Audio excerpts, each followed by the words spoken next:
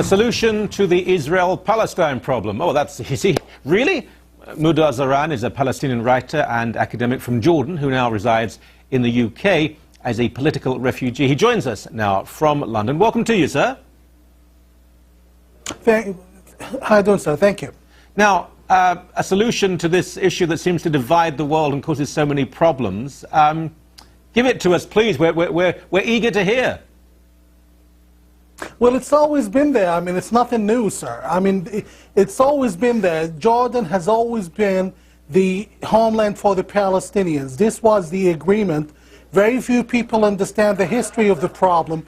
Very few people understand that it was originally the Balfour Declaration that all of the British mandate to Palestine would become a Jewish homeland. Then the Jews decided to agree to give 78% of the land to the Palestinian or the Arab dwellers of the country, and that's Jordan. Jordan has always been Palestine. The only thing that's not Palestinian in Jordan is the king.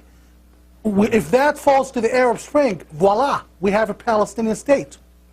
But you know better than I do that even if the royal family did fall in Jordan, and it has many supporters, the Palestinian people would not be satisfied with Jordan. They would still want areas of Israel. Well, the fundamentalist of us, you know, all nations have fundamentalists. And our fundamentalists, they've always wanted all of Palestine. And now they've grown into, the last 15 years, into wanting to build subscribing into building an empire, a Muslim empire, a caliphate, if I may say. Now, we will not be held hostage to all of those. Now, let's just check the facts. Most of Palestinians reside in Jordan, more than 80% of the population. Yeah. 1.1 million Palestinians are residing in Jordan illegally. If those were so desperate to be in Palestine, quote unquote, shouldn't they be going back to Israel and living there? There's an average of 30,000 Palestinians located permanently to Jordan each and every year. So all of the signs do not suggest that the Palestinians are so desperate to be in Israel. It sounds, look, I've heard this many times over the years, but generally I have to say it does come from people who are strongly supporters of Israel, very Zionistic. To come from a Palestinian from Jordan, this is quite surprising to me. How are you regarded by other people in the Palestinian movement? Well, you can always Google my name in Arabic and English. I mean, I'm very well accepted within the Palestinians. I have been on all Arab networks advocating Palestinians' rights in Jordan. People have had enough. People speak little.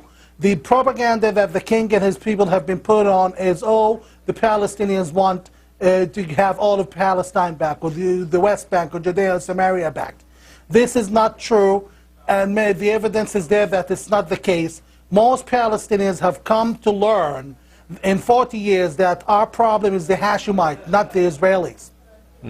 I'll give you one little example. In the last, the Jordanian government media, whether accomplished with the Jordanian government or not, I don't know, but the government-controlled Jordanian media called for protest against the Israeli embassy a few months ago. And I went out on YouTube and other places telling people not to go. And eventually, the Washington Post reported less than 200 people showed up.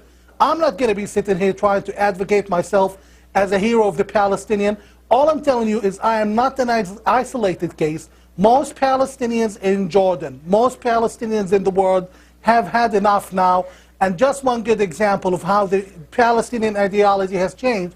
One quick example is a poll that shows 70% of Palestinians in Jerusalem would rather for the Israeli rule of Jerusalem to stay. People are people. People would like to live normally, celebrate, and not suffer and be treated as subhumans by the king or anyone else.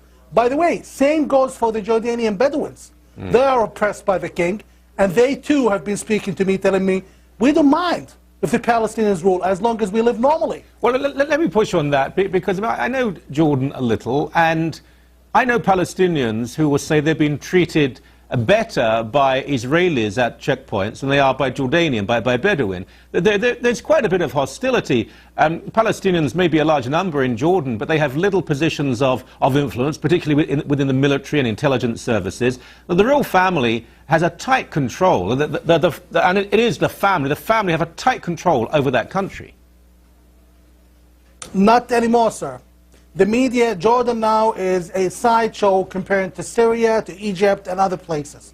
So it's very hard, very difficult to get CNN or anyone else, or even Al Jazeera, for that matter, to get interested in what's going on in Jordan. Things have changed. The Bedouins in the south, just last week, some of them my personal friends, the leaders of the Bedouin opposition, have been protesting against the king and calling for the king's, toppling the king through peaceful means. This is unprecedented. The king is fragile. The king is shaky. He's lost his grip. He's nowhere close to his father, either in charisma or in ideology or in knowledge of the region. True. The Jordanian regime is a sinking ship.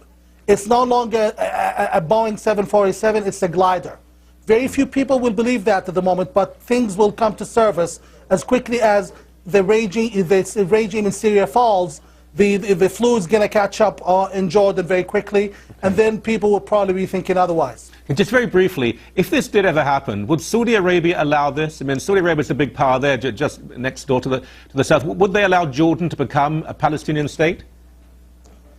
Saudi Arabia, it's in its best interest to cooperate with whoever rules the largest bloc in the northern border, be it the Palestinians, the Hashemites, or aliens from Mars. They're going to take them. But until that happens, it's obvious that the Saudis are more on the conservative side. For example, they obviously were not for the top... Yeah. Forgive me, I have to stop you there. We'll have you back. This is fascinating. Thank you so very much indeed. I appreciate that. Thank you.